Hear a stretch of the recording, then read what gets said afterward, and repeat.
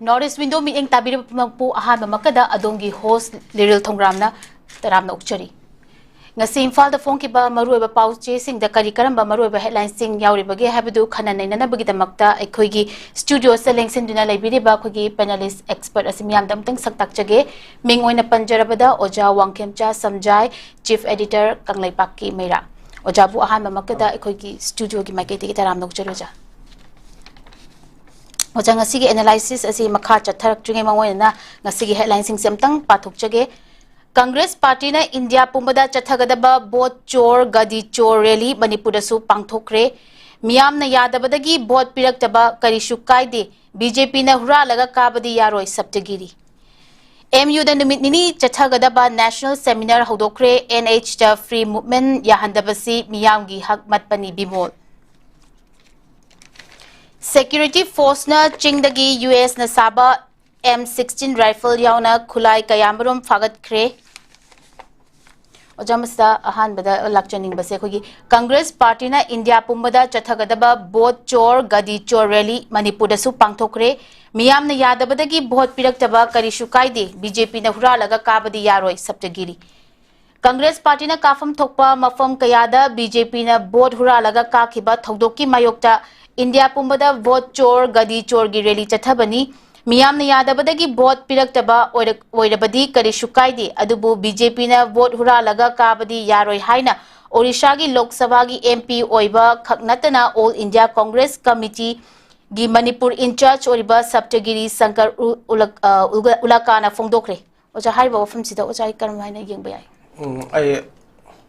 nitu vitabiri bamya puro point ko monjari to ngarang su ko India she ko gi mo gi chat pa ko gi laiba atu bole ba amni ko yo da ko na adu bo ko gi hujiki ore ba ko gi mero nisina ko gi hujiki India gi on mapi pa ore ba ari gi rang ji to biri ba phamnai ba phamnai ma puno ba sigi mo gi phajabali cha sajat ade kai ma puno langak sasan du gi ko gi matok to man gadabani afabu du matok to man gadane ba adu bujikti BJP na langak sasal tore to bo ore ga su sida ko gi Congress opposition oi ba Congress ki ani sigi marta yam kana akogi hunaba launaba torei ko tor masi haibede hujiki akoi launaba ba akogi yompham yawba yawdaba gi wa su akogi thidebe ati huji akogi furan baina haibe sidi ya phasdaba ni dinu adana bo chor gadi chu hara haira bane bo adana huji BJP na board se akogi furan laga kare na haibe ya pona haira ni adage board furan laga kare na haibe si akogi si Congress ki akogi AICC gi akogi luchingba oidiba akogi Rahul Gandhi Bihar Karida mayamgi release satara tawduna koina BJP na kabya ba MP 2024 gi ko MP election do adar BJP na ko gi mai pak ba ya singe se ko gi Congress na board si hura laga ka gi bani an haidana madugi Delhi da press conference pau tawduna madugi board huran gi ma gi ta gi mayapur mak si putok dana kap thok dana tawhi ko aduna hujik matam jida ko gi hujiki ane yan ngai jadabadi ko gi hujiki rajti tawriba aregi lega shasan pairiba sing aregi marak chira ko gi akoi chimana ko huran ba kaina hainer pase phone hair phaiba ngam ko mayam se adara ko gi angang simyam rajti tawjin ba aregi lega su tamjeri ba te mak tungoi mayam se da ko gi rusing ba singa se huran phang ta ngai rabra hura laga thaba ga tawrabra haiba gi amma ko gi delhi ga sakatana si gi bor chor gadi chor gai thora kan ta toindo ari huran ba kan hair ba dum jida ko o ko du sing basing su kai tawi no ko hai wa am lei ba adura masimbak ko gi India se democracy chatpa chogule ba ka bani secularism chali dharma da khena balaite adu uraka su adu India gi ko gi kan to ri ko rang sa sun pai ri ko ma ko gi mayam pura bak tu ko gi mo gi phajaba mo dedicate to sincerity ko honesty actually sengba ari future generation gi damuk ta mo na khalaga hona ba to ko mayam pura ko nga si bo ma tama gandhi kan hainari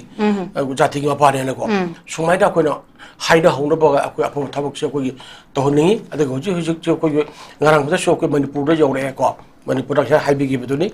ko MP ko AICC gi ko Manipur in charge Saptagiri masamo lak tarang ngarang Manipur ko gi release leni bo chor gari so ya pun wakta aduna mayam ko gi BJP ha se masi bo chu hura laga ko gi ka gi bani ar Congress da bo thada ninda ko gi thada ba ꯑꯗꯨꯗꯤ ꯀꯁꯨ ꯀꯥꯗꯦ ꯑꯗꯨꯗꯤ ꯀꯁꯨ ꯀꯥꯏꯗꯦ ꯑꯗꯨꯕꯨ boat ꯍꯨꯔꯥꯟꯕꯒꯤ ꯊꯕꯛ ꯆꯠꯊꯔꯒ boat ꯀꯥꯈꯤꯕꯁꯤ ꯅꯨꯡꯉꯥꯏꯇꯦ ꯃꯁꯤ ꯍꯥꯏꯅ ꯃꯣꯏꯅ ꯇꯧꯔꯤꯅꯦꯕꯀꯣ ꯑꯗꯨꯅ ꯃꯌꯥꯝ ꯄꯨꯝꯅꯃꯛꯇ ꯑꯩꯈꯣꯏ ꯕꯤꯖꯦꯄꯤꯁꯦ ꯕꯣꯠ ꯍꯨꯔꯥꯟꯕꯅꯤ ꯍꯥꯏꯕꯗꯣ ꯗꯦꯜꯂꯤ ꯐꯥꯎ ꯆꯠꯂꯒ ꯑꯩꯈꯣꯏꯒꯤ ꯃꯌꯥꯝ ꯇꯥꯛꯏꯅꯦꯕꯀꯣ ꯑꯗꯨꯅꯗꯤ ꯃꯣꯏꯅ ꯍꯨꯔꯥꯜꯂꯤ ꯍꯥꯏꯕꯗꯨꯒꯤ ꯑꯩꯈꯣꯏꯒꯤ 이비ꯗꯦꯟꯁ ꯃꯌꯥꯝ ꯑꯃ ꯑꯩꯈꯣꯏꯒꯤ ꯄꯨꯊꯣꯛꯄ ꯉꯝꯅꯤ ꯍꯥꯏꯗꯅ ꯍꯨꯔꯥꯜꯂꯦ ꯍꯥꯏꯅ ꯃꯌꯥꯝꯒ ꯂꯥꯎꯔꯒ ꯍꯥꯏꯔꯛꯏꯅꯦꯕꯀꯣ ꯑꯗꯨꯅꯗꯤ ꯑꯗꯨꯒꯤꯗꯃꯛꯇ ꯂꯩꯕꯥꯛ ꯑꯁꯤꯗ ꯑꯩꯈꯣꯏꯒꯤ ꯑꯥꯏꯟ ꯆꯠꯂꯤꯕ ꯑꯩꯈꯣꯏꯒꯤ ꯂꯩꯕꯥꯛ ꯑꯃꯅꯤꯀꯣ ꯔꯨꯜꯁ ꯑꯣꯐ ꯂꯣ ꯆꯠꯂꯤꯕ ꯂꯩꯕꯥꯛꯅꯤ ꯑꯗꯨꯅ ꯑꯥꯏꯟꯒꯤ ꯃꯇꯨꯡ ꯏꯟꯅ ꯂꯣꯏꯅꯃꯛ ꯇꯧꯒꯗꯕꯅꯤ ꯑꯗꯨꯒ ꯃꯁꯤꯗ ꯏꯂꯦꯛꯁꯟ ꯀꯃꯤꯁꯟ ꯑꯣꯐ ꯏꯟꯗꯤꯌꯥ ꯂꯩꯔꯤ ꯀꯣ ꯑꯩꯈꯣꯏꯒꯤ 이렉션 ꯇꯧꯕ ꯃꯇꯝꯗ ꯄꯥꯔꯂꯥꯃꯦꯟ 이렉션 ꯑꯗꯒꯤ ꯑꯦꯁꯦꯝꯕ꯭ꯂꯤꯒꯤ 이렉션 ꯀꯣ ꯃꯌꯥꯝ ꯄꯥꯡꯊꯣꯛꯄ ꯃꯇꯝ ꯑꯃꯗꯅ 이렉션 ꯀꯃꯤꯁꯟ ꯑꯣꯐ ꯏꯟꯗꯤꯌꯥꯅ ꯑꯆꯧꯕ ꯃꯥꯒꯤ ꯗꯥꯏꯇ ꯂꯧꯔꯤꯕꯅꯦꯀꯣ ꯑꯗꯨ ꯑꯁꯨꯃꯥꯏꯅ ꯐꯣꯡꯅ ꯍꯥꯏꯅꯔꯕꯅꯤ나 ꯑꯗꯨꯅ ꯀꯣꯡꯒ꯭ꯔꯦꯁꯅ ꯚꯣꯠ ꯆꯣꯔꯅ ꯍꯥꯏꯔꯤꯕ ꯂꯥꯎꯔꯛꯏꯁꯦ ꯃꯁꯤꯒꯤ ꯀꯌꯥꯝ ꯆꯨꯝꯃꯤ ꯍꯥꯏꯅ ꯍꯥꯏꯕꯗꯨ ꯑꯩꯗꯤ ꯌꯥꯝ ꯇꯁꯦꯡꯅ ꯃꯁꯤ ꯑꯩꯈꯣꯏꯒꯤ ꯄꯨꯊꯣꯛꯄ ꯄꯥꯝꯃꯦ ꯑꯗꯨꯒꯗꯤ ꯑꯗꯨꯒ ꯍꯨꯔꯥꯜꯂꯤꯕ ꯃꯤꯗ ꯃꯥ ꯍꯨꯔꯥꯟꯕꯅꯤ ꯍꯥꯏꯔꯒꯗꯤ ꯃꯌꯥꯝ ꯄꯨꯝꯅꯃꯛ ꯈꯪꯉꯦꯗꯅ ꯑꯩ ꯍꯨꯔꯥꯟꯕꯅꯤꯍꯦ ꯍꯨꯔꯥꯜꯂꯒ ꯚꯣꯠ ꯀꯥꯈꯤꯕꯅꯤ ꯍꯥꯏꯇꯥꯔꯒꯗꯤ ꯑꯗꯨꯒꯤ 이비ꯗꯦꯟꯁ ꯃꯥꯒꯤ ꯗꯣꯀꯨꯃꯦꯟ ꯂꯣꯏꯅꯃꯛꯇꯣ ꯄꯨꯊꯣꯛꯑꯀꯥꯟꯗ ꯑꯩꯈꯣꯏꯒꯤ ꯇꯁꯦꯡꯅ ꯑꯩꯈꯣꯏꯒꯤ ꯎꯠꯄ ꯐꯩ ꯑꯗꯨꯒ ꯃꯔꯛꯁꯤꯗ ꯑꯩꯅ ꯍꯥꯏꯖꯗꯧꯕꯗꯤ ꯚꯣꯠꯀꯤ ꯃꯇꯥꯡ ꯍꯦꯛ ꯌꯧꯔꯛꯄ ꯃꯇꯝꯁꯤꯗꯗꯤ ꯑꯩꯈꯣꯏꯒꯤ ꯚꯣꯇꯔ ꯑꯣꯏꯔꯤꯕ ꯑꯩꯈꯣꯏꯁꯦ ꯆꯍꯤ 53 ꯁꯨꯔꯗꯤ ꯚꯥꯔꯠꯀꯤ ꯁꯤꯇꯤꯖꯦꯟ ꯅꯥꯒꯔꯤꯛ ꯑꯃ ꯑꯣꯏꯅ ꯃꯣꯏ ꯚꯣꯠ ꯊꯥꯗꯕ ꯌꯥꯔꯦ ꯑꯗꯨꯅ ꯚꯣꯠ ꯊꯥꯗꯕꯁꯤ ꯏꯁꯥꯒꯤ ꯑꯄꯥꯝꯕ ꯃꯤꯔꯦꯞ ꯑꯗꯨ ꯈꯟꯗꯣꯔꯤꯕꯅꯤ ꯑꯗꯨꯅ ꯑꯩꯈꯣꯏꯒꯤ ꯃꯤꯔꯦꯞ ꯑꯣꯏꯔꯤꯕ ꯑꯩꯈꯣꯏꯁꯦ ꯄꯪꯊꯔꯒꯨꯝꯁꯤ ꯁꯦꯟꯗ ꯄꯪꯊꯔꯒꯨꯝꯁꯤ ꯑꯗꯒꯤ ꯑꯩꯈꯣꯏꯅ ꯀꯩꯅꯣ ꯄꯤꯊꯛ ꯇꯧꯔ ꯄꯪꯊꯔꯒꯨꯝꯁꯤ ꯗ꯭ꯔꯒ ꯄꯤꯖꯕ ꯉꯝꯕꯗ ꯑꯗꯒꯤ ꯄꯥꯈꯪ ꯂꯩꯁꯥꯕꯤꯁꯤꯡ ꯃꯌꯥꯝꯗ ꯃꯣꯕꯥꯏꯜ ꯂꯩꯕꯤꯕ ꯉꯝꯕꯗ ꯁꯅꯥꯒꯤ ꯂꯤꯛ ꯁꯥꯕꯤꯕ ꯉꯝꯕꯗ ꯍꯦꯛ ꯇꯧꯒꯦ ꯂꯩꯔꯒ ꯃꯣꯏꯅ ꯚꯣꯠ ꯂꯩꯔꯒ ꯀꯥꯒꯅꯤ ꯑꯩꯈꯣꯏꯒꯤ ꯀꯩꯗꯧꯗꯒꯦꯅ ꯍꯥꯏꯕ ꯑꯗꯨꯅ ꯑꯩꯈꯣꯏꯒꯤ ꯚꯣꯇꯔ ꯑꯣꯏꯕ ꯃꯌꯥꯝꯁꯤꯅ ꯑꯩꯈꯣꯏꯒꯤ ꯂꯥꯏꯔꯕꯒꯤ ꯄꯪꯈꯩ ꯃꯈꯥꯗ ꯊꯝꯕ ꯂꯣꯏ ꯑꯣꯏꯍꯜꯂꯕ ꯑꯦꯅꯤ ꯍꯤꯔꯝ ꯈꯨꯗꯤꯡꯃꯛꯇ ꯂꯝꯕꯤ ꯆꯠꯄꯗ ꯅꯨꯡꯉꯥꯏꯅ ꯐꯪꯉꯛꯇ꯭ꯔꯕ ꯂꯥꯏꯔꯤꯛ ꯅꯤꯡꯊꯤꯅ ꯇꯧꯕ ꯐꯪꯉꯛꯇ꯭ꯔꯕ ꯑꯅꯥ ꯂꯥꯏꯌꯦꯡ ꯐꯪꯉꯛꯇ꯭ꯔꯕ ꯁꯣꯝ ꯆꯥꯐꯝ ꯈꯪꯗꯅ ꯊꯝꯃꯦꯗꯅ ꯑꯗꯨꯒ ꯚꯣꯠ ꯂꯦꯞꯇꯣꯔꯤꯕ ꯑꯩꯈꯣꯏ ꯀꯦꯟꯗꯤꯗꯦꯠ ꯑꯣꯏꯗꯧꯔꯤꯕ ꯃꯅꯤꯔꯗ ꯑꯆꯧꯕ ꯀꯣꯔꯣꯔꯄꯇꯤ ꯑꯣꯏꯅ ꯊꯣꯛꯂꯛꯑꯀꯥꯟꯗ ꯄꯣꯛꯄꯁꯦ ꯄꯩꯁꯥꯅ ꯂꯩꯒꯅꯤꯅ ꯍꯥꯏꯌꯦ ꯑꯗꯨꯅ ꯍꯟꯗꯛꯇꯤ ꯚꯣꯠꯀꯤ ꯃꯇꯝꯗꯗꯤ ꯄꯩꯁꯥ ꯌꯦꯜꯂꯔꯣꯏ ꯑꯃꯨꯛ ꯑꯩꯈꯣꯏꯒꯤ ꯃꯣꯕꯥꯏꯜꯗ ꯖꯤꯄꯤꯗ ꯀꯥꯞꯄꯛꯑꯅꯤ ꯅꯪꯒꯤꯗ ꯂꯥꯛ ꯑꯃ ꯀꯥꯞꯄꯦ ꯇꯧꯔꯦ ꯍꯥꯏꯕꯒꯤ ꯃꯑꯣꯡꯗꯣ ꯑꯗꯨ ꯂꯩꯈ꯭ꯔꯒꯅꯤ ꯑꯗꯨꯅ ꯈ꯭ꯋꯥꯏꯗꯒꯤ ꯁꯣꯏꯔꯤꯁꯦ ꯀꯅꯥꯅꯣ ꯍꯥꯏꯕꯗ ꯑꯩꯈꯣꯏꯅ ꯄꯣꯠ ꯑꯃ ꯂꯩꯕ ꯃꯇꯝꯗ ꯄꯣꯠ ꯂꯩꯕꯗ ꯑꯐꯕ ꯐꯠꯇꯕ ꯈꯜꯂꯒ ꯄꯣꯠ ꯂꯩ ꯆꯥꯕꯗꯁꯨ ꯀꯣ ꯑꯐꯕ ꯐꯠꯇꯕ ꯈꯜꯂꯒ ꯑꯐꯕ ꯆꯥꯅꯕ ꯆꯥꯏ ꯑꯗꯨꯅ ꯑꯩꯈꯣꯏꯅ ꯆꯍꯤ 5ꯒꯤ ꯂꯩꯉꯥꯛ ꯁꯥꯁꯟ ꯇꯧꯗꯣꯔꯤꯕ ꯑꯩꯈꯣꯏꯒꯤ ꯃꯤꯌꯥꯝꯒꯤ ꯃꯤꯍꯨꯠ ꯑꯣꯏꯕꯁꯦ ꯈꯟꯕ ꯃꯇꯝꯗ ꯑꯩꯈꯣꯏꯒꯤ ꯚꯣꯇꯔ ꯑꯣꯏꯔꯤꯕꯁꯤꯡꯁꯦ ꯑꯩꯈꯣꯏ ꯄꯪꯊꯔꯒꯨꯝꯁꯦꯕ ꯑꯗꯣ ꯑꯃꯨꯛ ꯄꯪꯊꯈꯤꯕꯗꯨꯅ ꯑꯩꯈꯣꯏꯅ ꯆꯍꯤ 5ꯁꯦ ꯑꯗꯨꯝ ꯄꯪꯗꯅ ꯑꯩꯈꯣꯏ ꯄꯨꯔꯥ ꯑꯗꯨꯝ ꯌꯣꯜꯂꯒ ꯑꯩꯈꯣꯏ ꯃꯤꯅꯥꯏꯗꯧꯅ ꯑꯩꯈꯣꯏ ꯂꯩꯗꯣꯔꯤꯅꯦꯕ ꯑꯗꯨꯅꯗꯤ ꯑꯩꯈꯣꯏ ꯃꯄꯨꯁꯦ ꯑꯩꯈꯣꯏꯅ ꯚꯣꯠ ꯐꯖꯅ ꯈꯟꯁꯤ ꯑꯗꯨ ꯚꯣꯠꯀꯤ ꯃꯇꯝꯗ ꯑꯩꯈꯣꯏꯅ ꯄꯩꯁꯥ ꯄꯤꯔꯀꯥꯟꯗ ꯄꯤꯊꯛ ꯉꯝꯕ ꯑꯗꯨ ꯇꯧꯕ ꯉꯝꯕ ꯑꯗꯨꯒꯨꯝꯕꯗꯨ ꯃꯇꯤꯛ ꯆꯥꯕ ꯃꯤꯅꯦꯅ ꯈꯟꯕꯗꯒꯤ ꯉꯁꯤ ꯑꯩꯈꯣꯏ ꯃꯅꯤꯄꯨꯔ ꯀꯥꯡꯀꯣꯡ ꯁꯥꯏꯗ ꯂꯩꯔꯤꯁꯤꯅꯤ ꯑꯗꯨꯅ ꯍꯧꯖꯤꯛ ꯑꯩꯈꯣꯏꯒꯤ ꯄꯤ ꯑꯥꯔ ꯁꯥꯁꯟꯒꯤ ꯃꯈꯥꯗ ꯃꯅꯤꯄꯨꯔꯁꯦ ꯑꯩꯈꯣꯏꯒꯤ ꯃꯤꯌꯥꯝꯅ ꯄꯨꯟꯅ ꯊꯜꯂꯕ ꯀꯔꯤꯝꯇ ꯅꯤꯡꯇꯝꯕ ꯍꯥꯏꯕꯗꯣ ꯀꯔꯤꯅꯣ ꯂꯩꯇ꯭ꯔꯕ ꯍ꯭ꯌꯨꯃꯦꯟ ꯔꯥꯏꯠ ꯐꯟꯗꯥꯃꯦꯟꯇꯦꯜ ꯔꯥꯏꯠ ꯀꯔꯤꯅꯣ ꯑꯃꯠꯇ ꯂꯩꯇ꯭ꯔꯕ ꯑꯣꯏꯔꯤꯕꯁꯦ ꯀꯅꯥꯅꯣ ꯃꯤꯌꯥꯝꯒꯤ ꯃꯤꯍꯨꯠ ꯍꯥꯏꯕ ꯃꯌꯥꯝꯗꯣ ꯃꯣꯏ ꯂꯩꯅ ꯃꯣꯏꯅꯕꯨ ꯂꯩꯉꯥꯛ ꯁꯦꯝꯕ ꯉꯝꯖꯗ꯭ꯔꯕꯅꯤꯗꯅ ꯑꯗꯨꯅꯤꯁꯦ ꯀꯅꯥꯅ ꯊꯣꯛꯂꯤꯅꯣ ꯍꯥꯏꯕ ꯃꯇꯝꯗꯗꯤ ꯑꯩꯈꯣꯏꯒꯤ ꯃꯇꯤꯛ ꯆꯥꯗꯕ ꯃꯤꯔꯦꯞꯁꯤꯡ ꯃꯌꯥꯝ ꯄꯨꯝꯅꯃꯛꯇ ꯑꯩꯈꯣꯏꯅ ꯚꯣꯠ ꯊꯥꯗꯔꯨꯕꯗꯒꯤꯅꯦꯅ ꯍꯥꯏꯕꯁꯤꯗꯤ ꯑꯩ ꯍꯥꯏꯅꯤꯡꯉꯤ ꯑꯗꯨꯅ ꯂꯣꯏꯔꯦ ꯍꯧꯖꯤꯛ ꯏꯟꯗꯤꯌꯥꯁꯤ ꯂꯣꯏꯔꯦ ꯍꯥꯏꯕꯗꯤ ꯍꯨꯔꯥꯟꯕ ꯍꯥꯏꯅ ꯂꯥꯎꯗꯅ ꯑꯩꯈꯣꯏꯒꯤ ꯆꯠꯅꯔꯕ ꯃꯐꯝ ꯑꯃꯅꯦꯕꯀꯣ ꯂꯨꯆꯤꯡꯕꯅꯤ ꯃꯣꯏꯅ ꯏꯀꯥꯏ ꯈꯨꯝꯅꯗꯅ ꯃꯣꯏꯒꯤ ꯂꯤꯛꯂꯝꯗ ꯑꯩꯈꯣꯏꯅ ꯆꯠꯇꯅ ꯑꯆꯨꯝꯕ ꯂꯤꯛꯂꯝ ꯆꯠꯇꯧꯅꯦꯕ ꯑꯗꯣ ꯑꯗꯨꯝꯕ ꯂꯨꯆꯤꯡꯕ ꯃꯌꯥꯝꯗꯨ ꯚꯣꯠ ꯆꯣꯔ ꯒꯥꯇꯤ ꯆꯣꯔ ꯍꯥꯏꯅ ꯂꯥꯎꯔꯒꯗꯤ ꯉꯁꯤꯒꯤ ꯃꯤꯔꯣꯟꯁꯤꯅ ꯇꯥꯕ ꯃꯇꯝꯗ ꯀꯩꯅꯣ ꯁꯤꯗꯤ ꯍꯥꯏꯕꯒꯤ ꯂꯩꯔꯛꯀꯅꯤ ꯑꯁꯨꯝꯕꯒꯤ ꯈꯣꯜꯂꯥꯎꯁꯦ ꯇꯥꯍꯟꯗꯅꯕ ꯑꯗꯒꯤ ꯈꯣꯜꯂꯥꯎ ꯂꯥꯎꯔꯛꯏꯕꯁꯤꯒꯤꯁꯨ ꯑꯆꯨꯝꯕ ꯄꯨꯊꯣꯛꯅꯕ ꯑꯆꯨꯝꯕ ꯄꯨꯊꯣꯛꯑꯒꯗꯤ ꯍꯨꯔꯥꯟꯕ ꯃꯤꯗꯣ ꯐꯥꯔꯀꯥꯟꯗ ꯚꯣꯠ ꯀꯥꯏ ꯍꯨꯔꯥꯜꯂꯝꯃꯤꯅꯣ ꯍꯥꯏꯔꯀꯥꯟꯗ ꯑꯥꯏꯟꯒꯤ ꯃꯇꯨꯡ ꯏꯟꯅꯅꯦ ꯑꯗꯨ ꯆꯩꯔꯥꯛ ꯄꯤꯔꯒꯅꯦ ꯐꯪꯍꯟꯁꯤ ꯍꯥꯏꯕꯁꯦ ꯑꯩ ꯊꯝꯖꯒꯦ ꯑꯣꯖꯥ ꯃꯇꯨꯡꯗ ꯑꯩꯈꯣꯏꯒꯤ ꯃꯣꯗꯤꯒꯤ ꯑꯣꯄꯔꯦꯁꯟ ꯁꯤꯟꯗꯨꯔ ꯃꯅꯤꯄꯨꯔꯗꯗꯤ ꯑꯣꯄꯔꯦꯁꯟ ꯑꯕꯦꯔ ꯇꯥꯔꯦ ꯕꯤꯖꯦꯄꯤꯅ ꯁꯅꯥ ꯂꯩꯕꯥꯛ ꯑꯣꯜꯍꯟꯒꯅꯤ ꯍꯥꯏꯈꯤꯕ ꯃꯅꯤꯄꯨꯔ ꯀꯨ ꯂꯩꯕꯥꯛꯇ ꯑꯣꯟꯊꯣꯛꯂꯦ ꯍꯥꯏꯅ ꯑꯩꯈꯣꯏꯒꯤ ꯄꯥꯕꯨꯡ ꯑꯣꯖꯣꯏꯅ ꯐꯣꯡꯗꯣꯔꯛꯈ꯭रे ꯋꯥꯐꯝ ꯑꯁꯤ ꯉꯔꯥꯡ ꯂꯩꯕꯥꯛ ꯑꯁꯤꯗ ꯀꯣꯡꯒ꯭ꯔꯦꯁꯅ ꯁꯥꯁꯟ ꯄꯥꯏꯔꯤꯉꯩ ꯃꯇꯝꯗ ꯃꯅꯤꯄꯨꯔꯒꯤ ꯆꯤꯞ ꯃꯤꯅꯤꯁꯇꯔ ꯑꯣꯀ꯭ꯔꯝ ꯏꯕꯣꯕꯤꯒ ꯇꯥꯟꯅꯗꯨꯅ ꯆꯥꯎꯈꯠ ꯊꯧꯔꯥꯡꯒꯤ ꯊꯕꯛ ꯀꯌꯥ ꯇꯧꯔꯝꯃꯤ ꯉꯁꯤꯃꯛ ꯊꯧꯔꯝ ꯄꯥꯡꯊꯣꯛꯂꯤꯕ ꯁꯤꯇꯤ ꯀꯟꯚꯦꯟꯁꯟ ꯁꯦꯟꯇꯔ ꯑꯁꯤꯁꯨ ꯃꯇꯝ ꯑꯃꯒꯤ ꯂꯩꯉꯥꯛꯀꯤ ꯈꯨꯗꯣꯜꯅꯤ ꯑꯗꯨꯕꯨ ꯕꯤꯖꯦꯄꯤꯒꯤ ꯉꯁꯤ ꯄꯥꯜꯂꯤꯕ ꯗꯕꯜ ꯏꯟꯖꯤꯟꯒꯤ ꯂꯩꯉꯥꯛ ꯑꯁꯤꯅ ꯃꯅꯤꯄꯨꯔ ꯃꯤꯌꯥꯝꯕꯨ ꯅꯨꯡꯉꯥꯏꯍꯟꯒꯗ꯭ꯔꯥ ꯍꯥꯏꯔꯒ ꯄꯤआर ꯑꯣꯏꯅ ꯈꯨꯗꯣꯜ ꯇꯧꯔꯦ ꯃꯁꯤꯗ ꯑꯣꯖꯥ ꯂꯥꯛꯆꯅꯤꯡꯕꯗꯤ ꯑꯩꯈꯣꯏꯒꯤ ꯍꯥꯏꯔꯤꯕ ꯑꯣꯖꯥ ꯄꯥꯕꯨꯡꯅ ꯐꯣꯡꯗꯣꯛꯂꯤꯕ ꯋꯥꯐꯝꯁꯤꯗ ꯑꯣꯖꯥ ꯀꯔꯝ ꯍꯥꯏꯅ ꯌꯦꯡꯕꯤꯔꯦ ꯑꯩꯈꯣꯏꯒꯤꯗꯤ ꯑꯩꯈꯣꯏꯒꯤ ꯑꯍꯜ ꯏꯕꯨꯡꯉꯣ ꯕꯦꯇꯔꯟ ꯑꯩꯈꯣꯏ ꯄꯣꯂꯤꯇꯤꯁꯤꯌꯥꯟ ꯍꯥꯏꯇꯥꯔꯦ ꯑꯣꯖꯣꯏ ꯃꯇꯝ ꯑꯃꯁꯨ ꯑꯩꯈꯣꯏꯒꯤ ꯂꯣ ꯃꯤꯅꯤꯁꯇꯔ ꯑꯣꯏꯕꯤꯔꯝꯃꯤꯕꯅꯤ ꯑꯃꯁꯨ ꯂꯩꯉꯥꯛ ꯁꯥꯁꯟ ꯇꯧꯕ ꯌꯥꯎꯕꯤꯔꯝꯃꯤꯕꯅꯤ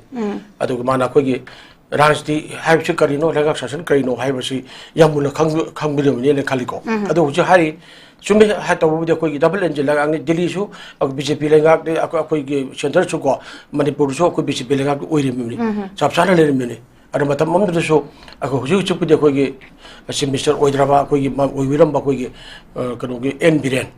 kogi mana hai, mana. Aku anda MLA kau thai hujan PBO, sana lebak mandi pu ulan dia hai, nyampung hai, makut tingtok tu nak kau terhai ni ba. Mak itu kalau ni mana tahu ngam tu ba, mayam tu mana ayat tu kena mana share hai jam zali.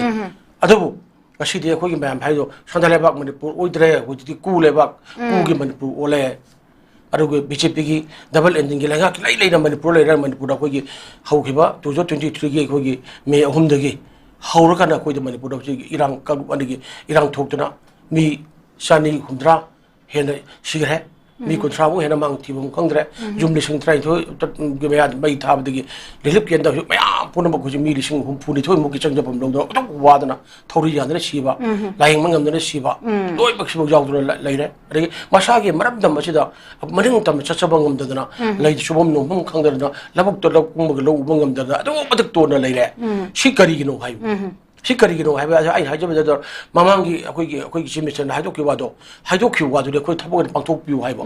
adu ne ai he am toi panjab ni amuk su panjagi hai de ning thau no ngang ba wa sele bang ba kha ta hi de adu ga thak chu ka hi de hai ba thabo ge he da pangthok pangam go jam le ba adu ra koi di nungai na ba akoi sumang le la da akoi ge khubak ka khuraga he da akoi ge da dialog pa ngang he gai bi mong da adu ga akoi point kau ta kai na do adu phim no na akoi ge I want the MLA contact to the people who shall have money or in Yena. I do keep do, but under the young Tavan Waiva, talk to Manba. I think we not Manipur has in the quick, a quick better and a quick yamba or join a hybrid man of the cooler back, my Manipur, have you all as machine, but the acquisition machine, a quick white family. I think high hiding BJP Lagama, popular minister, Langakam, Layla. Lain Manipur aku irang jikau irang Tokyo ni irang ada juga aku lengap sini kontrol tu mungam de center dah suatu para kontrol tu mungam de asin ko kina ko terrorist memang illegal immigrant memang na thomjolak na nungmai pai na ko phobje ko pai kapsat na mi hatra angang bawa to pi angang pha ko to na hat pa memang pun jum mai tha memang do matam du ki de legi ba sentence security force kana moi takai na moi tu na ko leiri na ngam de ba al kana no matam du BJP ki lenga engine tu se akoi Manipur lai de ba bilang adu ngam de ba adu du gini ngam da bu du gidi ka jawre Manipur ki chief minister du bo Delhi da kaure ne ya Delhi da kaure ganda algo resign to holi jiuni jang ta thina ko gi kai ngai ne ba kai ngai ne ba langa popular ministry mi sau sau lai na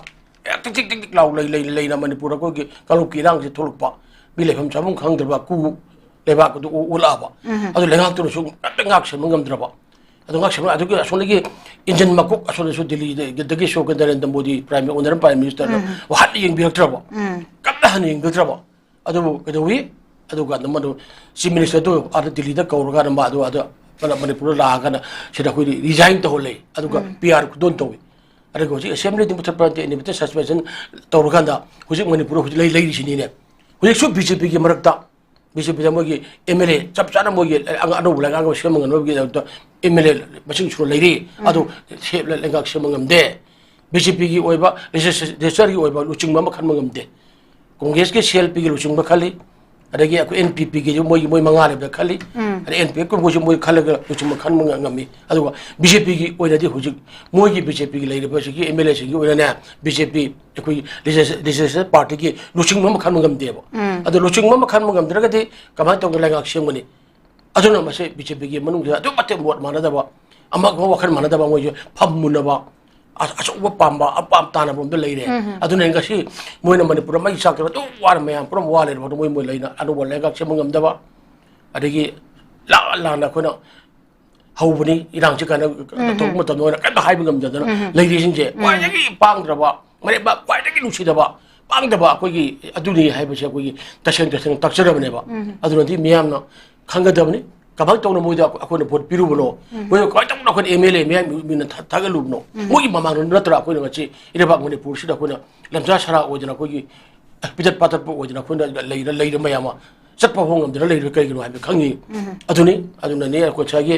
ꯃꯇꯥꯡ ꯆꯥꯔꯦ ꯍꯥꯏꯗꯅ ꯑꯩꯈꯣꯏꯒꯤ opposition ꯑꯃꯁꯨ ꯂꯨꯔꯤꯉꯩ ꯑꯅꯤ ꯍꯥꯏꯅꯕꯒꯤ ꯍꯨꯟꯅꯕꯒꯤ ꯋꯥꯒꯤ ꯅꯠꯇꯦ ꯑꯗꯨꯒ ꯍꯥꯏꯕ ꯇꯥꯔꯒꯗꯤ ꯑꯆꯨꯝꯕ ꯑꯆꯨꯝꯕ ꯐꯦꯛ ꯑꯅ ꯐꯤꯒꯔꯗꯨꯗ ꯑꯩꯈꯣꯏꯒꯤ ꯍꯥꯏꯅꯕꯗꯣ ꯑꯗꯨꯅ ꯇꯁꯦꯡꯕꯒꯤꯗꯤ ꯍꯧꯖꯤꯛ ꯐꯥꯎꯕꯗ ꯂꯩꯔꯤꯕꯁꯤꯗꯤ ꯌꯥꯝ ꯁꯣꯏꯔꯕꯅꯤ ꯁꯦꯟꯇꯔ ꯒꯚꯔꯟꯃꯦꯟꯠꯅ ꯀꯔꯤꯝꯇ ꯍꯟꯅ ꯌꯦꯡꯕꯤꯗ꯭ꯔꯕꯅꯦꯕ ꯀꯟꯅ ꯌꯦꯡꯕꯤꯗ꯭ꯔꯕꯅꯤ ꯅꯔꯦꯟꯗ꯭ꯔ ꯃꯣꯗꯤꯅ ꯃꯥꯒꯤ ꯌꯦꯡꯕꯤꯗ꯭ꯔꯕꯅꯦꯕ ꯍꯥꯏꯁꯤ ꯒꯨꯖꯔꯥꯠꯇ ꯊꯣꯛꯈꯤꯕꯗꯣ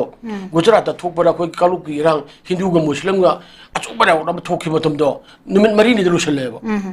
ꯑꯗꯨꯒ ꯃꯅꯤꯄꯨꯔꯒꯤ ꯏꯔꯥꯡꯁꯤꯗ ꯅꯔꯦꯟꯗ꯭ꯔ ꯃꯣꯗꯤꯅ ꯉꯁꯤꯐꯥꯎ ꯂꯥꯛ ꯍꯟꯅ ꯌꯦꯡꯕꯤꯗꯕꯅꯤ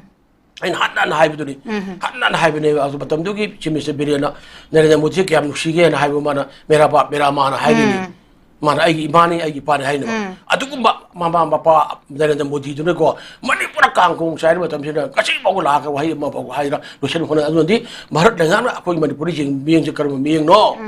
ꯅꯨꯡꯁꯤꯗꯤꯕ꯭ꯔꯥ ꯃꯅꯤꯄꯨꯔꯁꯤ ꯀꯩꯅꯣ ꯍꯥꯏꯕꯁꯦ ꯃꯣꯏꯅ ꯁꯤ ꯑꯣꯏꯅ ꯈꯟꯕꯁꯦ ꯈꯟꯕꯤꯌꯨ ꯍꯥꯏꯕꯁꯦ ꯑꯩ ꯊꯝꯖꯒꯦ ꯌꯥꯝ ꯅꯨꯡꯉꯥꯏꯖꯩ ꯑꯩꯈꯣꯏꯒꯤ ꯃꯊꯪꯗ ꯑꯩꯈꯣꯏꯒꯤ ꯅꯦꯁꯅꯦꯜ ꯍꯥꯏꯋꯦꯗ ꯆꯠꯊꯣꯛ ꯆꯠꯁꯤꯟ ꯇꯧꯕꯗ ꯑꯊꯤꯡꯕ ꯄꯤꯔꯤꯕꯁꯤꯡꯒ ꯂꯩꯉꯥꯛꯅ ꯅꯦꯒꯣꯁꯤꯌꯦꯠ ꯇꯧꯒꯗꯕ ꯅꯠꯇꯦ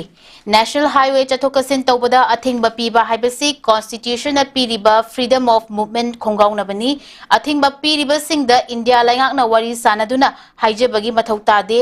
ꯃꯈꯣꯏꯒ ꯅꯦꯒꯣꯁꯤꯌꯦꯠ ꯇꯧꯒꯗꯕ ꯅꯠꯇꯦ ꯍꯥꯏꯅ ꯂꯣꯛ ꯁꯚꯥꯒꯤ MP ꯑꯉꯣꯝꯆꯥ ꯕꯤꯃꯣꯜ ꯑꯀꯣꯏꯖꯝꯅ ꯐꯣꯡꯗꯣꯔꯛꯂꯤ ꯋꯥꯐꯝ ꯑꯁꯤ ꯉꯁꯤ department of south east Asian studies Manipur university ना college department council Manipur university खा मणिपुर कॉलेज काक्चिंग अमदी कामाख्या पेमटोन कॉलेज हियांगथांग पुन्ना खुसमनदुना security trade and development and reimagining Indo Myanmar trade admits regional conflict hai bahiram amada khoi oja bimol na phongdokhiban hai batare babu masi mamang da su khoi national highway se kai gumba chathokasin yaraga yahalani hai bagi yaraga di idp sing si su khoi like kan torani hai bagi oja kano khoi governor na su phongdokpa laikhe thajaba pirakpa laikhe oja si matang se oja ba kitang thambi kano ne khoi ge kai khumjir ba khoi ge MP khoi ge bimol ang man phongdok pirise yam chumbo wafamni karino national highway hai ji karino national highway ja aida hajabdune national highway na ayam toju palamni national highway hai bi karuma da desberam da apan pi ba banate me bi haksang hari ge kokka haksang gi samnare ba chokba go singli maru oi ba mane ba masi gi ngak sen ba dik to me pur mak toina ko yem se to gudam ne ko aduna indian gi constitution da pi movement hai do akoi masa gi maram dam magi citizen dona maning tam sa sabang ngamjaba adu chi adu ga phobale ba piriba adu constitution da piriba khoi right mayam do lon mak manipur mangal leba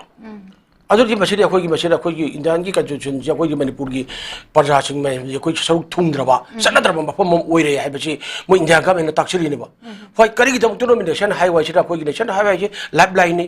khoi gi di impan khoi gi jirba lambi nation highway 37 impan dimapur lambi tu ani sini gi bharat ki mainland gi lo pusala kana adagi tawraba me gi no mari hingmagi no mi changdra polam sing athe mayam pura ko lago gi ko charok chachin tawna dalu tik tongri ne ba adubu asibu ase thingjinna thamma matamda bharat layak haiba sina mi gi prithibi da military gi power shakti lami gi power da mi gi mari subada lai aduga khwaidagi prithibi gi mung da akoi leba akoi bising jam da largest population da bharat ni yalam da china oramani oiribne atuk le sida masida de court mayam adagi migi terrorist mayam na masida chat kanu thingna kotra taw matam machi taw matam da bharat lengar tamina le se kai gino ai de machi bharat lengar yaw ro ba mo yaw ma le ba mo yaw na manipur mayam se chatung pidung da mo chat pa phangan da mo lang da mo chi akoi gi sel la ji tam na sel habi mong da akoi gar ma le ba adu bo hari ba tawri ba mayam pur be kanan o hai ba tam da akoi manipur mayam gi hai ba loi lei ri ba MP hom lei ri Rajya Sabha gi अरे को outer की inner की को मोय parliament मोय हाबि हाय से तोरी अदि होय मणिपुर की म्यांग मु लई रिबा अदुगा मसे करी गिनो बा कोई की नोइदा तौर से करी गिनो नोइदा बीजेपी की एमएलए म्यांग नगा सि भोरे सिनेशन हाईवे द चट फगंदबा बफर जोन खांग क्वेश्चन बा रेड जोन थंबा लॉय तौर से करी गिनो अदु ओरगदि अखोय बीजेपी की ओरबा कोई एमएलए लेरिबा म्यांग पुनमक से अखोय थादो ओनि फम नोइ अखोय बीजेपी तोनि होय सु ngamdragati hai bache mon Narendra Modi gi mafam da moira khoi gi prime minister da sala hai ba ngamra ba chakari no ba sini aduni megi nation highway ji bog da hai bod free moment to ga han da ba अरे सिरी पीब अखोगी कनो अखोगी freedom of अखोगी movement अखोगी पीब मैं पुनः मांगलीब मैं पुनः करीनोब भारत की अतोप मफम भारत की दिल्ली का सामनेब अत सामनेब अखोगी नेशनल हाईवे तुम गांग पाइफाउद यापोतेब अपन पीदना अखोगी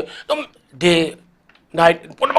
पुंग कुमरी चतुक चतुन तौनो लेबनेबको मनपुरना करीनो चाही अनी हेना अखोगी चतपया थिंग मतम करीब लाखो तब करीनो याम तिनारबनी अदे हुजु मनपुर की लंबी थोंग मयाम चतप यादन लेरे अदु निमित खुदिंग जे अखोगी नरेंद्र मोदी ना ऑनरेबल प्राइम मिनिस्टर ना पैकेज अमा अदु सारनी रेल लंबी अदु तौरनी ना तोंगा भारत की मफम दिबा कोटी करोड़ क्या तोरगा लाउथुईबो अदु मनपुर येंगो नेशनल हाईवे लेरबा स्टेट हाईवे लेरबा इंटरबेरी रोड लेरबा अमत चटप यादन अखोगी लेरेबो सिबु मोइना अखोई नुसिरिब्राबो अदु सिर बीजेपी की एमएलए ने लेरबा याम जु करीनोबो मामा पापा हाइदुदी मसाना वारा मतन पापा इमा हाइजना हाइजगदमनी ताबीगदमनी अदुदी भारत लंगाक्से अखोई बीजेपी की अखोई एमएलए सिंगी दे मामा पानी न मजा मनपुर तुम वारा national highway Chatap फंगद्रबा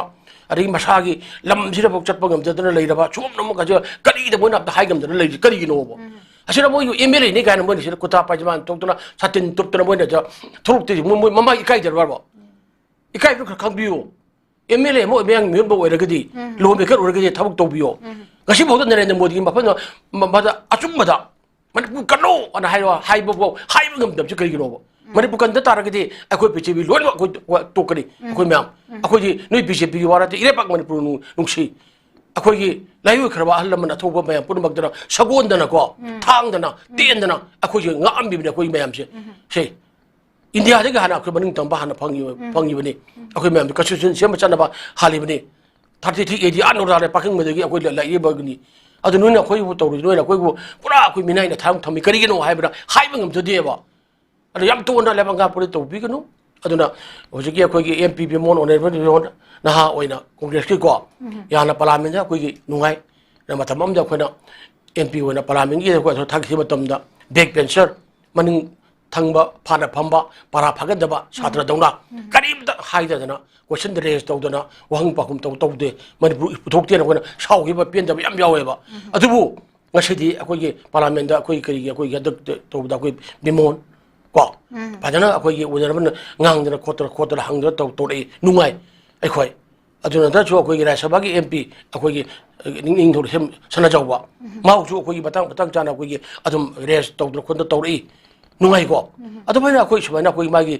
तहुम थोग मथौ my P MP न कई तौगदगे अदु तौगदगे हाइब्रो खंगदा तौछि अदुना नेशनल हाईवे बो हुजु पो चटप ngमदबा लोइरेबा नेशनल हाईवे अम ओइबगी लंबी के पाकदबा को फिट थमगदबा नेशनल हाईवे ने नाक कित लेरब ड्रेन बाउ ngमदे nghalगा ड्रेन स्लाइड तोरै निंगाइरे अदु तोर थोंग अदु याद्रे अदु तौदु याद्रे हाइदु करिगिनो बा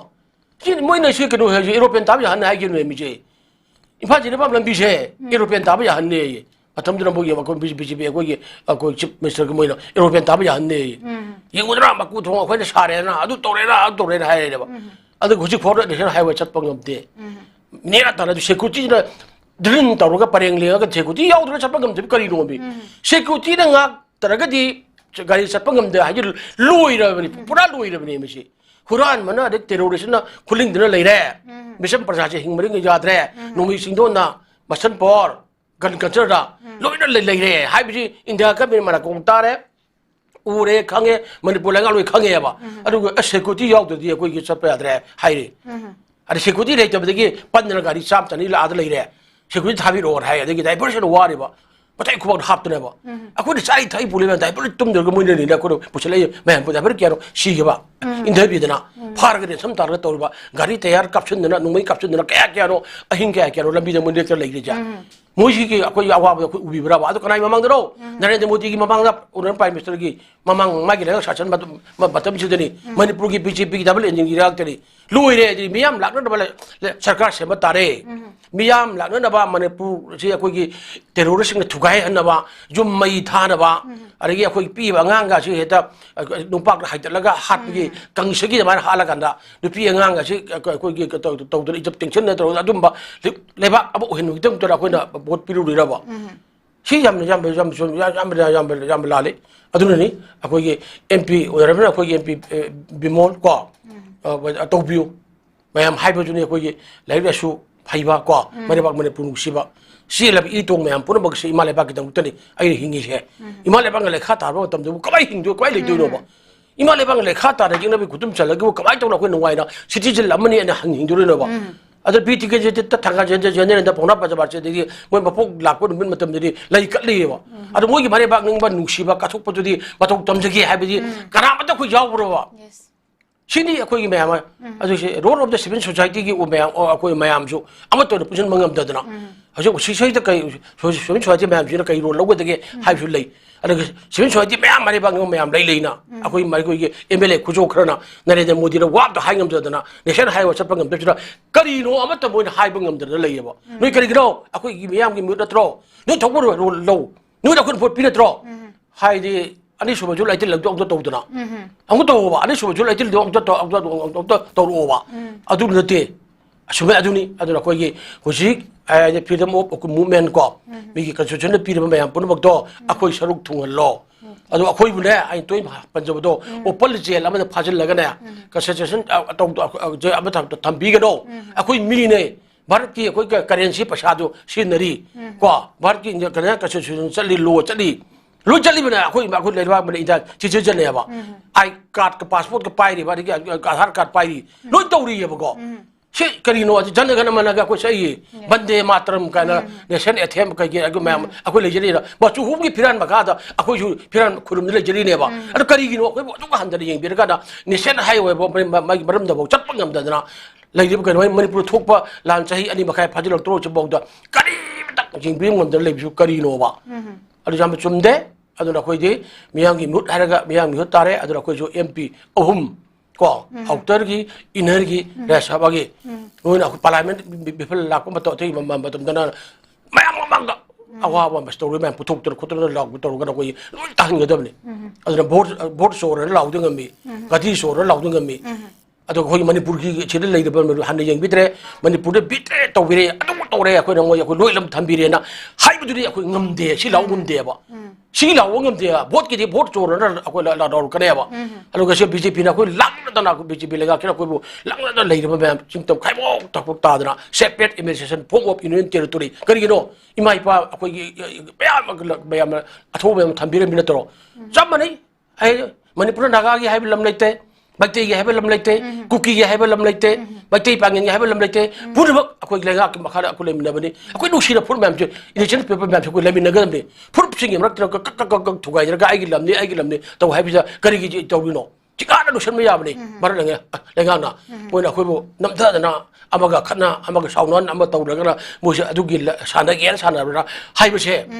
Sebab sana aku wahang wen muda hang apa ni. Aduna sonman le. Ada mayam ki mute oleh mayam saya MLA sing dari mayam saya koi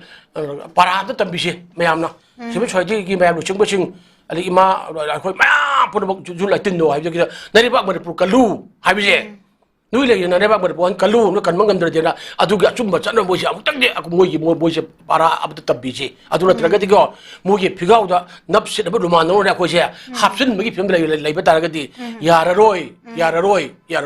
Adu nak koi ima lebak saya aku ye kada do ipam khambi meore haido hado khambi mekel lo hebdo itu nung thong yau bre do atu aku ye pari mo aku itu jo aku tau che ba boto uri ko piro aku ai haje ningi aja mathan di ko sia police na drug su mi su fari thado khiba su yauri chorchampur dagi mi mari drug singa konana Assam police na fare drug puramba miyoi ani police custody da remand pikre Imphal East District Police Commando gi officer in charge Ningthauzam Devdas amasung atai police personnel mari thabak tagi suspend tawkhiba aduga mari leinana thizin khibagi report ta Poropat police station da pikhatkre report adu da drug lalonba sing faraga sena wakhaina naba hotnarubagi wafam puthorakli Oza bisa lakchani bisa koi drug faraga koi sen lauraga lotion na ba hona bra haibasini oza koi ba mi kan oni koi drug ki problem si ko sumi ai koi si di ai koi shakti leba me am pun bakse drug ki koi kingpil koi ki moida shakti leba me am pun bagi masan por mani por ko leba mayam pun maksud mayam bila koi gisi koi drug ki karbar cira koi ya orang abe yiu yak pot ki ulah drug ki paling ni ki tahu hiba koi jenuh mayam ma hari ki Manipur ki minister orang ba ama Guwahati da koi tu kere ko drug ka kona na phagi ba Manipur sida koi ki drug si the koi Indo koi mayam Golden Triangle founder ini so lagi sama ka Manipur ki root sila tahu ini ba ada hojing bila saya macam mau jauh na drug phari mayam jadi Lord Matoreba, Dr. Canano, Dr. Sabadu, Channel Millie, the Galudro. I don't think to give future generation with an Harun Sing Man, put a box, Lord IBS, Trucky, Park, the Lagana, I could put the Bagilla, almost Silver, I was mostly I will like later. Chile, I don't know, but I think I will not with you. Draki Carvar, should have Mokogi, the wish of Mokogi, police person in your had a ganamo, Sidaga, suspect to the Mams, top the no idea. Multiple police say, I'm not a deal with I'm something I got many police, Manipur Miami, low and order Bangi, put it into action with that. Come to it's about 3 men, but put it low with you. I never know this year. Mushi material, party, I do some of the I do police came up to show. See, Gag sent about to play about the joke with the drug carbar, suspend or Torogati, she came away. I don't know, was you powder up who I cannot go to Lalize. Drug chair, drug at Kishi, do Paragana, Duck Purpumido. I don't know what Kanga to Canebo. I do Kingpin Canano. I do Canada Puri, Canada, Tori, Canababush, and Tadaba Canano, Dono, I am do. I do the lady ever go. The Shibo, the Quiggy, Hai, the Kolawaki, Wahang, Madame, Introduction, Senda, Mamins, the police lady there. Maminta, Kibalevo. I do my am, drug Kunana Parava, Bido, Wapa, Ranga, Nangi Ducking, Fuking Pin, Canano, I be the Shibo, Pavam, the Layeva. Lula Layeva. Popit have adopting the Popit have the Sentati to Canano. Yes. I do growth had to Canano, have Kangiva.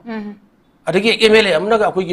Magi assembly, a quick shake Beneduda, I know that talk by Amsat bottom the MLA to Kangdra labor. Marilyn never DC Kangdra labor. Marilyn never SP man, lady, you know, who may have put a book set. At my actually, I don't know to Manipurio, Borat, pension cover, have no hierarchy.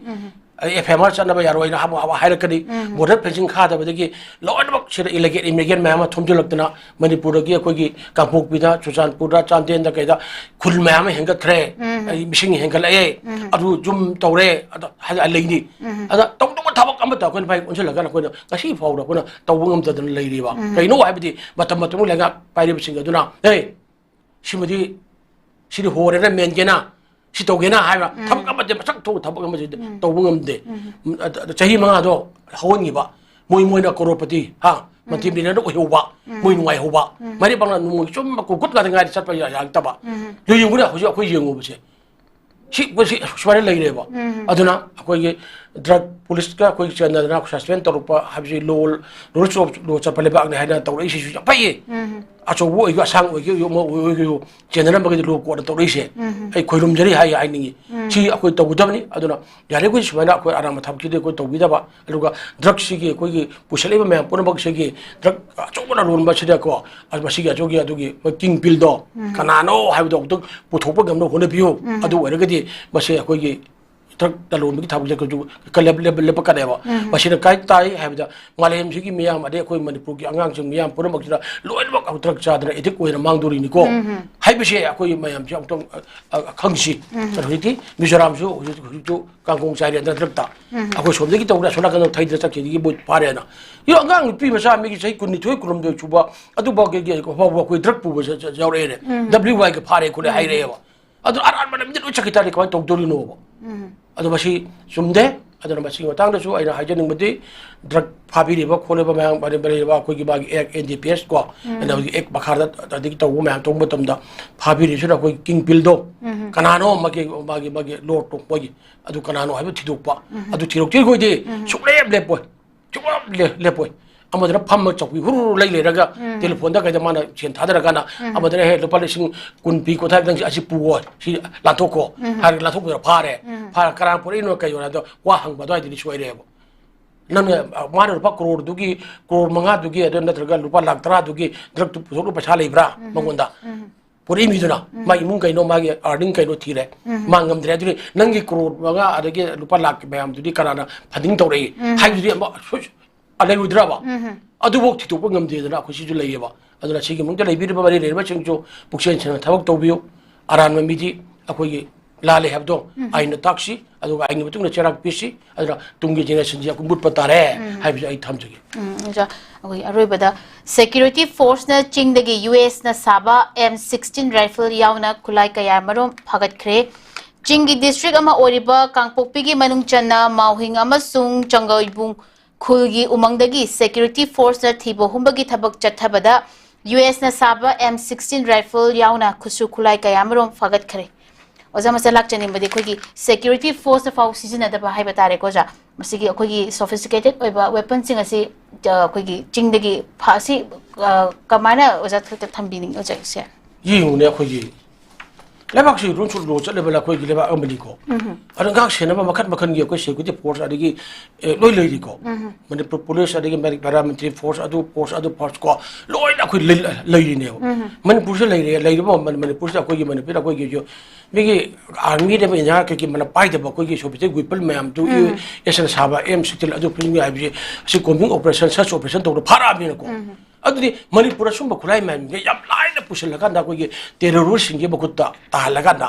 ꯃꯣꯏꯅ ꯄꯥꯏꯔꯒ ꯃꯣꯏꯅ ꯃꯤꯍꯥꯠ ꯃꯤꯄꯨꯜ ꯇꯧꯕ ꯌꯨꯝ ꯃꯩ ꯊꯥꯕ ꯑꯗꯨ ꯇꯧꯕ ꯃꯌꯥꯝ ꯃꯣꯏꯅ ꯁꯤꯖꯤꯟꯅꯔꯛꯑꯦ ꯍꯥꯏꯕꯗꯤ ꯇꯥꯕꯅꯦꯕ ꯀꯔꯤꯒꯤꯅꯣ ꯑꯗꯨꯛ ꯌꯥꯝꯅ ꯃꯅꯤꯄꯨꯔꯁꯤꯕꯨ ꯑꯥꯏꯟꯁꯤꯕꯨ ꯁꯨꯡꯂꯩ ꯂꯩꯇ꯭ꯔꯕ ꯉꯥꯛ ꯁꯦꯟꯅꯕ ꯂꯩꯇ꯭ꯔꯕ ꯇꯦꯔꯣꯔꯤꯁꯀꯤ ꯑꯩꯈꯣꯏ ꯂꯩꯕꯥꯛ ꯑꯣꯏꯅ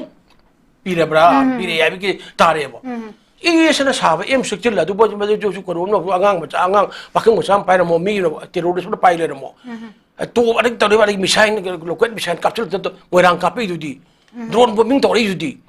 ꯑꯗꯨꯒꯨꯝꯕ ꯇꯦꯔꯣꯔꯤꯁ ꯃꯌꯥꯝꯗꯨꯗ ꯁꯤꯖꯤꯟꯅꯔꯤꯕ ꯃꯌꯥꯝꯗꯨꯒꯤ ꯃꯣꯏ ꯑꯗꯨꯒꯤ ꯈꯨꯠꯂꯥꯏ ꯅꯨꯡꯉꯥꯏꯗꯣ ꯀꯅꯥꯅ ꯐꯟꯗꯤꯡ ꯇꯧꯏ ꯀꯅꯥꯅ ꯄꯩꯁꯥ ꯄꯨꯊꯣꯛꯏ ꯀꯅꯥꯅ ꯇꯧꯏ ꯍꯥꯏꯕꯁꯤ ꯑꯁꯤꯐꯥꯎꯗ ꯉꯁꯤꯐꯥꯎꯗ ꯏꯟꯗꯤꯌꯥ ꯒꯃꯦꯟꯒꯤ ꯏꯟꯇꯦꯂꯤꯖꯦꯟꯁ ꯀꯩꯒꯤ ꯃꯌꯥꯝ ꯄꯨꯟꯅ ꯊꯤꯗꯣꯛꯑꯒ ꯁꯤ ꯐꯥꯕ ꯉꯝꯗꯦꯕ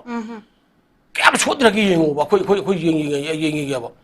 ꯑꯗꯨꯅꯅꯤ ꯍꯧꯖꯤꯛꯀꯤ ꯄꯨꯂꯤꯁꯅ ꯑꯩꯈꯣꯏꯒꯤ ꯍꯟꯗꯛ ꯑꯩꯈꯣꯏꯒꯤ ꯁꯦꯀ꯭ꯌꯨꯔꯤꯇꯤ ꯐꯣꯔꯁꯅ ꯃꯁꯤ search operation valley and hill ꯑꯅꯤꯃꯛꯇ ꯑꯩꯈꯣꯏꯒꯤ ꯃꯍꯧꯁꯥꯗꯤ ꯌꯥꯔꯝꯕꯗꯤ ꯇꯝꯄꯥꯛ ꯉꯥꯛꯇꯅꯤ ꯑꯩꯈꯣꯏ ꯇꯧꯔꯝꯃꯤꯁꯦ ꯇꯝꯄꯥꯛꯇꯅꯤ ꯐꯥꯒꯠꯂꯤꯕ ꯃꯌꯥꯝꯗꯣ ꯑꯗꯨ ꯍꯧꯖꯤꯛꯇꯤ ꯆꯤꯡꯗꯁꯨ ꯈꯔ ꯐꯥꯒꯠꯄ ꯃꯇꯝꯗ ꯆꯤꯡꯗ ꯐꯥꯒꯠ M16 ꯐꯥꯒꯠꯇ꯭ꯔꯒ ꯗꯣꯠ ꯊꯝꯃꯝꯃꯦꯗꯤ ꯌꯦꯡꯉꯣꯕ ꯑꯗꯨ ꯈꯨꯠꯂꯥꯏ ꯄꯥꯏꯕꯁꯤꯡꯒꯤꯗꯨꯒꯤ ꯈꯨꯠꯂꯥꯏꯗꯨ ꯄꯥꯏꯔꯒ ꯈꯨꯠꯂꯥꯏ ꯄꯥꯏꯖꯕ ꯃꯌꯥꯝꯗꯨꯅ ꯃꯣꯏꯅ ꯌꯥꯝ ꯂꯥꯏꯅ ꯀꯟꯇ꯭ꯔꯣꯜ ꯇꯧꯅꯤ ꯌꯥꯝ ꯂꯥꯏꯅ ꯍꯥꯠꯀꯅꯤꯀꯣ ꯌꯥꯝ ꯂꯥꯏꯅ ꯐꯨꯅꯤ ꯇꯧꯒꯅꯤꯀꯣ ꯑꯗꯨ ꯁꯤ ꯃꯅꯤꯄꯨꯔꯁꯦ ꯑꯩ ꯂꯣꯂꯦꯁ ꯀꯟꯇ꯭ꯔꯤ ꯑꯥꯏꯟ ꯅꯠꯇ꯭ꯔꯕ ꯇꯦꯔꯣꯔꯤꯁꯅ ꯈꯨꯔꯤꯡꯅꯕ ꯂꯩꯕꯥꯛ ꯑꯃꯗꯨꯅꯤ ꯑꯗꯨꯗꯤ ꯚꯥꯔꯠ ꯂꯩꯉꯥꯛꯅ ꯑꯩꯈꯣꯏ ꯅꯔꯦꯟꯗ꯭ꯔ ꯃꯣꯗꯤꯅ ꯑꯩꯈꯣꯏꯒꯤ ꯑꯣꯄꯔꯦꯁꯟ ꯁꯤꯟꯗꯨꯔ ꯀꯥꯏꯅ ꯇꯧꯔꯤꯗꯣ ꯑꯣꯄꯔꯦꯁꯟ ꯁꯤꯟꯗꯨꯔꯗꯨꯗꯤ ꯑꯩꯈꯣꯏꯒꯤ ꯃꯅꯤꯄꯨꯔꯗ ꯍꯦꯟꯅ ꯇꯧꯒꯗꯕꯅꯦꯕ ꯇꯦꯔꯣꯔꯤꯁꯀꯤ ꯂꯩꯕꯥꯛꯅꯤ ꯃꯅꯤꯄꯨꯔꯁꯤꯗꯤ ꯇꯦꯔꯣꯔꯤꯁꯀꯤ ꯄꯥꯂꯥꯒꯔꯥꯝꯗ ꯑꯩꯈꯣꯏꯒꯤ ꯇꯦꯔꯣꯔꯤꯁꯅ ꯃꯤ ꯑꯩꯈꯣꯏ 16 ꯀꯩꯅꯣ ꯅꯣꯡꯃꯩꯅ ꯀꯥꯞꯇꯅ ꯍꯥꯠꯇꯣꯛꯈꯤꯕ ꯃꯇꯝꯗꯗꯤ ꯚꯥꯔꯠ ꯇꯨꯝꯕ ꯌꯥꯗꯦꯅꯦ ꯚꯥꯔꯠ ꯇꯨꯝꯕ ꯌꯥꯗꯦꯕ ꯑꯣꯄꯔꯦꯁꯟ ꯁꯤꯟꯗꯨꯔ ꯑꯗꯨ ꯇꯧꯗꯅ ꯈꯣꯠꯇꯅ ꯂꯣꯏ ꯇꯧꯔ ꯑꯗꯨ ꯁꯤ ꯇꯦꯔꯣꯔꯤꯁꯀꯤ ꯃꯥꯌꯣꯛꯇ ꯆꯠꯊꯣꯔꯛꯄꯗꯨ ꯌꯥꯝ ꯐꯩꯌꯦꯕ ꯑꯗꯣ ꯃꯅꯤꯄꯨꯔꯗꯤ ꯌꯦꯡꯉꯨ ꯇꯦꯔꯣꯔꯤꯁꯀꯤ ꯃꯤꯍꯥꯠꯅ ꯖꯤꯔꯤꯕꯥꯝꯒꯤ ꯆꯥꯀꯣꯔꯥꯗꯣꯔꯗ ꯊꯥꯗꯛꯀꯤ ꯑꯉꯥꯡ ꯑꯍꯨꯝꯗꯨꯁꯨ ꯅꯨꯄꯤ ꯀꯣ ꯃꯧ ꯑꯩꯈꯣꯏ ꯑꯍꯨꯝꯗꯨꯁꯨ ꯂꯩꯗꯅ ꯏꯖꯠ ꯂꯩꯗ ꯍꯥꯏꯔꯒ ꯕꯥꯔꯥꯛ ꯇꯨꯔꯦꯟ ꯊꯥꯗꯕꯤꯔꯛꯏꯅꯤ ꯑꯗꯨ ꯃꯇꯝꯗꯨꯗ ꯑꯩꯈꯣꯏꯒꯤ ꯚꯥꯔꯠꯀꯤ ꯃꯤꯅꯨꯡꯁꯤ ꯆꯥꯎꯔꯕ ꯅꯔꯦꯟꯗ꯭ꯔ ꯃꯣꯗꯤꯅ ꯀꯔꯤꯃꯠꯇ ꯑꯩꯈꯣꯏꯒꯤ ꯍꯥꯏꯗ ꯇꯦꯔꯣꯔꯤꯁꯀꯤ ꯂꯩꯕꯥꯛꯅꯤ ꯑꯗꯨꯅ ꯑꯣꯄꯔꯦꯁꯟ ꯁꯤꯟꯗꯨꯔꯗꯣ ꯑꯗꯨꯃꯥꯏꯅ ꯑꯩꯈꯣꯏꯁꯨ ꯆꯠꯊꯗ ꯇꯦꯔꯣꯔꯤꯁ ꯑꯩꯈꯣꯏ ꯂꯣꯏꯅꯃꯛ ꯇꯧꯊꯣꯛꯀꯅꯤ ꯑꯗꯨꯒ ꯃꯣꯏꯒꯤ ꯑꯥꯏꯟꯒꯤ ꯃꯇꯨꯡ ꯏꯟꯅ ꯃꯣꯏꯒꯤ ꯆꯩꯔꯥꯛ ꯄꯤꯒꯅꯤ ꯍꯥꯏꯕꯁꯦ ꯃꯥ ꯍꯥꯏꯈꯤꯕ꯭ꯔꯥꯕ ꯑꯗꯨꯅ ꯃꯁꯤꯗꯤ ꯑꯩꯈꯣꯏ ꯌꯥꯝ ꯍꯤꯡꯕ ꯌꯥꯝꯅ ꯑꯩꯈꯣꯏꯒꯤ ꯋꯥꯔꯕ ꯃꯇꯝ ꯑꯣꯏꯔꯦ ꯍꯧꯖꯤꯛ ꯀꯅꯥꯒꯤꯅꯣ ꯃꯤ ꯑꯃ ꯍꯥꯠꯁꯤ ꯍꯥꯏꯕ ꯃꯇꯝꯗ ꯄ꯭ꯔꯥꯏꯚꯦꯠ ꯑꯥꯔꯃꯤ ꯂꯣꯏꯗꯔꯃꯤꯅ ꯃꯥ ꯑꯃ ꯀꯞꯐꯥꯏꯔꯝꯃꯣ ꯊꯥꯗꯔꯝꯃꯣ ꯑꯗꯨ ꯃꯥꯒꯤ ꯃꯌꯨꯝꯗ ꯕꯣꯝ ꯑꯃ ꯊꯝꯖꯤꯜꯂꯝꯃꯣ ꯅꯣꯡꯃꯩ ꯀꯥꯞꯁꯤꯜꯂꯝꯃꯣ ꯑꯗꯨ ꯇꯧꯔꯣ ꯍꯥꯏꯕ ꯃꯇꯝꯗ ꯍꯧꯖꯤꯛꯇꯤ ꯌꯥꯝ ꯂꯥꯏꯅ ꯑꯩꯈꯣꯏꯒꯤ ꯂꯩꯔꯦꯕ ꯑꯗꯨꯅ ꯃꯤꯆꯝ ꯄ꯭ꯔꯖꯥꯒꯤ ꯍꯤꯡꯕꯗ ꯌꯥꯝ ꯋꯥꯗꯣꯔꯦꯕ ꯒꯦꯡ ꯄ꯭ꯔꯥꯏꯚꯦꯠ ꯑꯥꯔꯃꯤ ꯂꯣꯏꯕ ꯑꯗꯒꯤ ꯑꯥꯏꯟꯅ ꯌꯥꯗꯕ ꯅꯣꯡꯃꯩꯁꯦ ꯄꯪꯄꯥꯏꯗ ꯄꯥꯏꯔꯒ ꯄꯪꯅ ꯂꯩꯕꯒꯤ ꯂꯝ ꯑꯃ ꯑꯣꯏꯔꯦꯕ ꯀꯅꯥꯒꯤ ꯃꯇꯝꯗꯅꯣ ꯂꯩꯉꯥꯛ ꯁꯥꯁꯟ ꯂꯩꯅ ꯀꯣ ꯂꯩꯉꯥꯛ ꯁꯥꯁꯟ ꯂꯩꯅ ꯃꯤꯌꯥꯝꯒꯤ ꯃꯤꯍꯨꯠ ꯂꯩꯅ ꯑꯗꯨꯝꯕ ꯃꯐꯝꯗ ꯃꯅꯤꯄꯨꯔꯁꯦ ꯂꯣꯂꯦꯁ ꯀꯟꯇ꯭ꯔꯤ ꯑꯣꯏꯔꯀꯥꯟꯗ ꯇꯦꯔꯣꯔꯤꯁꯀꯤ ꯂꯩꯕꯥꯛ ꯑꯣꯏꯔꯛꯄꯗꯒꯤ ꯃꯅꯤꯄꯨꯔꯗ ꯍꯧꯖꯤꯛ ꯑꯣꯏꯔꯤꯕ ꯆꯍꯤ 2 ꯃꯈꯥꯏ ꯅꯠꯇꯔꯛꯏꯁꯤꯅꯤꯅꯦ ꯁꯤ ꯀꯅꯥꯅ ꯇꯧꯒꯦꯕꯁꯦ ꯀꯔꯝꯕ ꯂꯩꯕꯥꯛꯇ ꯏꯟꯗꯤꯌꯥꯒꯤ ꯀꯔꯝꯕ ꯑꯩꯈꯣꯏꯒꯤ ꯏꯁꯇꯦꯠꯇ ꯌꯨꯅꯤꯌꯟ ꯇꯦꯔꯤꯇꯣꯔꯤꯗ ꯀꯔꯝꯕ ꯑꯩꯈꯣꯏꯒꯤ ꯏꯁꯇꯦꯠꯇ ꯁꯨꯃꯥꯏꯅ ꯇꯧꯒꯦꯕ ꯍꯛꯃꯜꯂꯦ ꯁꯤꯗꯤ ꯌꯥꯝ ꯊꯤꯅ ꯇꯨꯃꯁ ꯌꯥꯝ ꯊꯤꯅ ꯍꯛꯃꯟꯈ꯭ꯔꯖꯥꯠꯅꯤ ꯁꯥꯡꯃꯟꯈ꯭ꯔꯅꯤ ꯑꯗꯨꯅ ꯃꯁꯤ ꯀꯥꯏ ꯇꯥꯏ ꯂꯥ ꯇꯥꯏ ꯑꯩꯈꯣꯏꯒꯤ ꯃꯤꯌꯥꯝꯒꯤ ꯃꯤꯍꯨꯠ ꯂꯩꯔꯤꯀꯣ ꯅꯣꯏ ꯂꯩꯔꯤ MLA ꯑꯃꯅ ꯃꯥꯒꯤ ꯑꯦꯁꯦꯝꯕ꯭ꯂꯤ ꯁꯦꯠꯃꯦꯟꯗꯣ ꯑꯗꯨꯐꯥꯎ ꯌꯦꯡꯕ ꯉꯝꯖꯗꯦꯕ ꯃꯥꯒꯤ ꯑꯦꯁꯦꯝꯕ꯭ꯂꯤꯒꯤ ꯃꯥꯒꯤ ꯀꯦꯟꯗ꯭ꯔ ꯃꯅꯨꯡꯗꯨꯗ ꯂꯝꯕꯤ ꯐꯔꯤꯕ꯭ꯔꯥ नेशन हाईवे फाउ चले चलीब्रा कदौरी स्टेट हाईवे कदौरी कुटी पोस्ट क्या जोंगी मी सिंह क्या थई स्कूल संगे कर्म फिल्म द लेरी प्राइमरी हेल्थ सेंटर कमाई तौरी वेटनरी हस्बेंडरी की हाइदा कमाई तौरी अलिक लाइक सु हाइब्रा कयाम लई सानबुर कया लई खुचा हाइबना कया नो थौ फंगदबना कया नो चिंग पाट तुरन क्याम लई आइन लाद्र लम खोपचु लब्रा इमिली मन अदुबौ यिंग ngमजदि मागी माई केंद्र बु अदुन नत्रो इमिले लेबे केंद्र मैम नत्रो ड्रग फैक्ट्री लिंग मे ये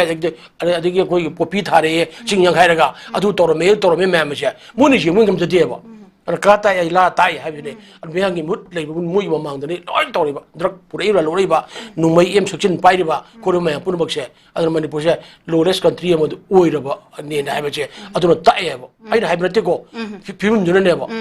सिनी अदुनदि अखोगी मणिपुर शांति हंजननबा अखोगी मेयांगी मुत लेबगी कानबा फंगबदो अदु फंगनबा अखोगी होनद्रबा ngमदबा तारगदि नोमोगी अखोय अदुम ममिंगदगो हिंगगा अदुम अखोय Manipur अखोगी लोइरने अखोय highway थमजगे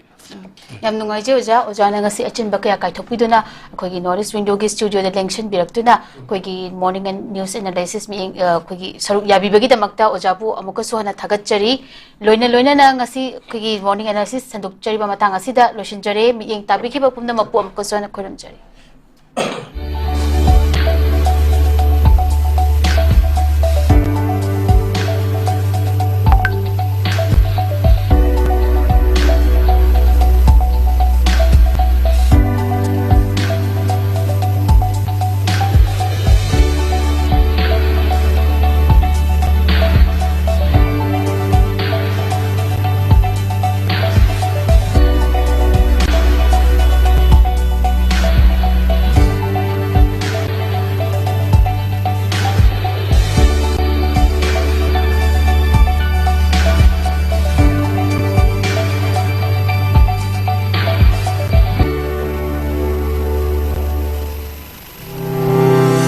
Step into a world of endless possibilities with 18 dynamic faculties and 180 plus courses. Unlock your potential with industrial-ready training and placements. SGT University, empowering tomorrow's leaders. Central Government की थबकी exam माई पाके खलगदी करी पागदबनो खंगबदगी करी पारोइदबनो खंगबन हेना मरुओई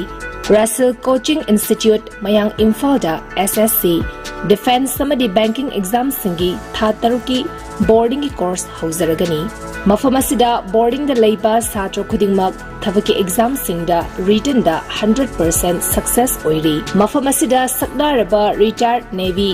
Air Force Samadi Subject Expert Singna Takpi Tambiri Boarding the Laiba Satro Sing No Madapung Tara Ozaga Lunina Larik Pahanbaga Lunina Pung amagi physical training su pichari mafamasida subject khudingma ki shortcut methods su takpi tambiri akagnaba sit masing kun khaktani yawbining ba singna mayang Imphal Bangun buya leirakta leiba Russell Coaching Institute ta lakpiraga registration tawbi hau natraga akupamaro gi damak mobile number 8289833957 da contact tawbirau Hakchang phana thamge hairabadi iramda masimakta laiba khwaidagi pharaba hospital singi manungda ama oiriba Babina Hospital leijari mafamasida thajaba yaraba amadi sel yamna changdana specialty kunhenbada ana layeng bagi khudong chaba pizari pediatrics cardiology cosmetic surgery amadi specialty makal makha kayada aikhoigi specialist singna marik chumna thawai hakchang yauna layeng jari aduna state wangmada amu kari gi chatlugani aikhoigi manipur da su hogikti awang bathaki healthcare fanglabada matam mangan biraganu sel hena tingan biraganu aikhoigi specialist singdagi malemgi apaba thaki layeng patapta yumpham oiba service lobiu Babina Hospital where hope meets compassion akupa marol gidamak Babina Hospital Sajiwa Jail Road Khabai Soi Imphal East lengsin birau natraga aikhoigi phone number 6909390666 ta call tawbirau